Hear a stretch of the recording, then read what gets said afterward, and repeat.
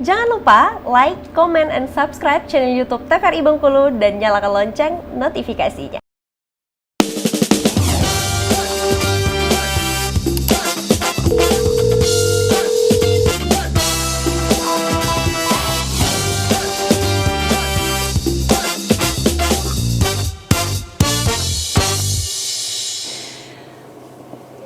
Baik, kembali tentunya di Dokter Kita TVRI Bengkulu bersama Kita Sehat. Nah, kita kembali ngobrol tentunya dan berbincang tentang lipidemia. Lipidemia, agak belibet ya ngomongnya karena baru ya dokter ya. Iya, belum familiar gitu betul. ya. Atau sering disebut orang dengan yang namanya kolesterol ya. Benar. Nah, kita akan ngobrol dengan slide-nya udah ada belum nih? Boleh silakan dimunculin mungkin. Oh belum ya, oke baik. Nah dokter, kalau yang namanya kolesterol ini sendiri, orang yang terkena kolesterol itu biasanya akan menimbulkan apa nih? Oke, siap. Jadi kita kayaknya lebih bagus sebelum ke komplikasinya gitu ya. Kita mengulas dulu sebenarnya gejalanya itu apa. Ya, gejala gitu kolesterol itu apa? Karena seringkali nih masyarakat yang datang ke puskesmas juga, karena kan kita di vaskes primer nih ya Kak ya. Itu dia tadi ya, mitos yang dikaitkan itu adalah dengan keluhan di kepala yang belakang khususnya dia bilang itu tuh kalau berat sampai ke pundak katanya udah pasti kolesterolnya tinggi. Terus juga katanya kalau misalnya rasa tangannya kram-kram, satu lagi itu juga katanya mengarah ke gejala kolesterol. Padahal sebenarnya nih ya buat masyarakat yang menonton di rumah bahwa gejala kolesterol itu tidak ada gejala yang spesifik. Iya. Biasanya dia akan ketahuan ketika kita melakukan yang namanya medical check up atau pemeriksaan rutin gitu. Atau satu lagi, ini biasanya kita kaitkan atau kita rutinkan pemeriksaannya pada pasien yang punya penyakit-penyakit kronis. Karena mereka erat kaitannya gitu ya. Jadi misalnya pasiennya ini contohnya udah DM puluhan tahun atau udah berapa tahun gitu ya. Kemudian ditambah lagi dengan darah tinggi atau mungkin pasiennya adalah pasien jantung ya yang ada penyumbatan sudah masang cincin kalau bahasanya ya atau post PCI dan lain sebagainya. Nah, ini biasanya kita barengi pemeriksaannya. Karena mereka sama-sama dari golongan penyakit-penyakit metabolik gitu ya. Baik, boleh lanjut kita ke penjelasan biar lebih jelas lagi ya kan? Iya, benar. Oke, boleh ditampilkan. Oke, nah ini dia ya. Jadi biar masyarakat juga bisa ngelihat, mungkin kalau ada yang mau ngefotonya gitu ya. Jadi biar bisa lebih jelas lagi, kita bahasnya hari ini tentang yang dislipidemia tadi. Jadi kalau untuk yang dislipidemia tadi kan kita di awal udah tahu nih ya. Boleh next slide. Nah, ini kalau dari definisinya ada yang naik, ada yang turun. Karena kita mengharapkan itu yang baiknya naik dong, gitu ya. Nanti kita bahas gimana cara naikannya dok, gitu ya. Kemudian yang jahat tiga tadi itu turun, ya itu maunya kita. Tapi ketika ini terbalik, yang jahatnya pada naik, lalu yang baiknya turun. Nah disitulah kita mendiagnosa pasien itu dislipidemia. Gitu. Next slide. Sekarang kita ke angka kejadiannya dulu ya, seberapa banyak sih gitu ya. Soalnya hampir kalau kita tanya tetangga kanan kiri pada kolesterol ya benar ya. Jadi ternyata kalau menurut WHO Badan Kesehatan Dunia itu angkanya pada tahun 2008 adalah sebesar 37% pada laki-laki dan 40% pada wanita. Bisa kita bayangkan ya Kak, berarti 40% itu udah hampir setengah penduduk dunia loh. Betul. Ya, itu yang mengalami ini.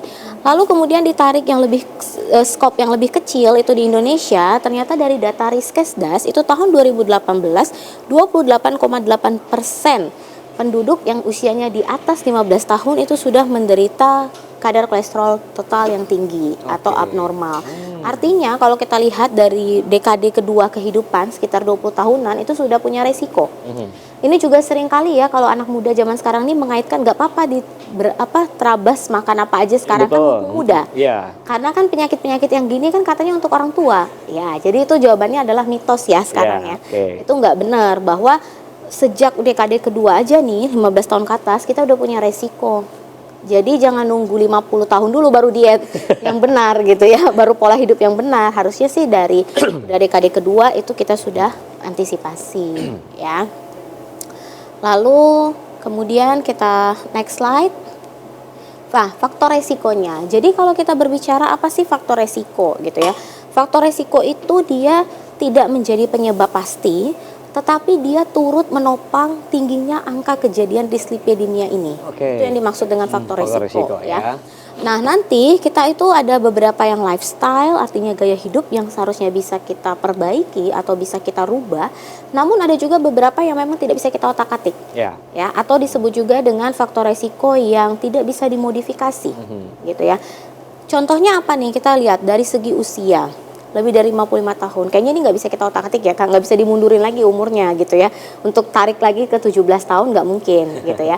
Nah, kenapa sih usia 55 itu sudah dibilang resiko tinggi? Karena tadi dari 2 dekade aja, berarti 20 tahun, dimulai dari 20 tahun aja, itu kita sudah menumpukin kolesterol yang jahat tadi. Yeah. Berarti seiring bertambahnya waktu, logikanya bertambahnya usia, otomatis plak kolesterol itu akan semakin banyak dong. Betul. Menumpuk Gitu. ya, dokter. Menumpuk, ya. Jadi makanya yang tua betul memang lebih beresiko, tapi bukan berarti yang muda bebas ya, punya kartu free gitu. Lalu yang kedua, jenis kelamin. Ini karena berdasarkan riset ya. Jadi memang pria katanya lebih tinggi. Mungkin ini juga ada kaitan dengan beberapa faktor resiko yang bisa dimodifikasi nantinya. Ya. Yang mana nih kaitannya? Langsung ada nih nomor 3-nya, perilaku merokok ya, Kak. Jadi langsung dijelasin karena memang sih ya wanita juga ada yang merokok, tetapi kebanyakan memang kalau kita lihat dari segi faktor resiko merokok itu kebanyakan adalah kaum laki-laki. Lalu yang keempat adalah aktivitas fisik yang kurang. Nah ini, jadi di era sekarang yang semuanya serba teknologi, ya, itu kayaknya kita mendengar istilah olahraga yang teratur tuh sangat minim banget nggak ya? Yeah. Sangat kecil banget ya kita mendengar ada anak muda ataupun yang sudah usia dewasa lanjut sampai dengan lansia itu yang memikirkan harus punya waktu untuk olahraga. Oke. Ya, karena semuanya sudah beralih dikit-dikit online gitu ya Kak ya. Jadi duduk aja gitu selesai ya. Apa-apa tuh semuanya udah digital semua Iya, gitu ya. betul. Cuman kita nggak boleh terlena ternyata bahwa aktivitas fisik yang kurang itu berkaitan Bisa dengan menyebabkan iya. Dan itu adalah olahraga ya. Satu lagi yang seringkali itu menjadi mitos adalah ibu-ibu yang mengasumsikan dirinya kalau melakukan pekerjaan rumah kayak nyapu, ngepel, kemudian bersih-bersih halaman itu sudah olahraga. Ya, jadi itu bukan termasuk sebagai aktivitas fisik atau olahraga. Ya, kenapa? Karena kalau kita berbicara soal olahraga, kita melakukan suatu kegiatan yang terstruktur, kata kuncinya, sistematis dan memiliki tujuan untuk mencapai kebugaran. Kalau kita berbicara soal pekerjaan rumah tangga, ya itu nggak terstruktur ya. Jadi kadang kita lagi masak kita tinggal buat nyapu, lagi nyapu kita tinggal buat ngepel, lagi ini nih semuanya. Jadi itu tidak termasuk, itu aktivitas yang biasa, activity daily living, tapi itu tidak bisa kita hitung, oh aku 5 jam loh dalam sehari ngerjakan rumah ini nggak selesai-selesai. Jadi aku tuh udah olahraga 5 jam, enggak. Gitu. Jadi tetap butuh buat ibu-ibu rumah tangga punya waktu khusus ya. Setidaknya 3 sampai 5 kali seminggu masing-masing 30 sampai 45 menit. Oke, walaupun sudah mengerjakan aktivitas rumah tangga ya dokter. Iya, Ya. Baik, kita mau jeda iklan dulu dokter, nanti kita akan kembali. Pemirsa, kita akan kembali setelah jeda berikut, tentunya tetap bersama kami di Dokter Kita TVRI Bengkulu, bersama Kita Sehat.